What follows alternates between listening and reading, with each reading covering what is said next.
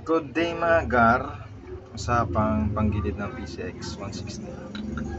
Yung mga maiingay na panggilid ng 160, may solusyon akong i-share sa inyo.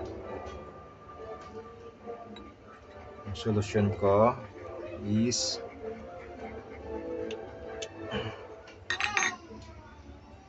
yero na ginupit na eksakto lang dito sa slider piece. Dapat walang susobra dito sa ibabaw. Isisiksik nyo lang siya, saka nyo ilagay sa backplate. Yung mga luma nyong slider piece, mapapakinabangan pa yun sa ganitong method na may nakasiksik sa backplate tsaka slider piece. Halimbawa wala naman kayong panggupit sa yero, pwede rin tong cable tie.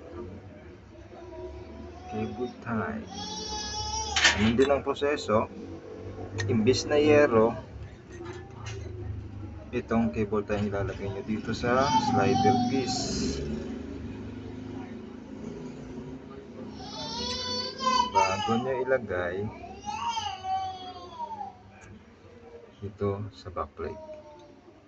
Yun lang. Ano yung sumobra, putulin na lang, napantay naman dito. Napantay siya rito. Nawawala talaga yung tunog ng ng maingay na sa panggilid ng PCX. Sa ADB 160, ganun din yung tunog eh. Pwede rin to sa ADB. Nawawala talaga yung tunog ng panggilid. Lalo na yung galing ka sa takbo tapos bigla kang magmi-minor. Alam mo, helicopter yung panggilid mo sa inyo eh. Parang feeling mo yung belt mo palo-palo ng pataas dun sa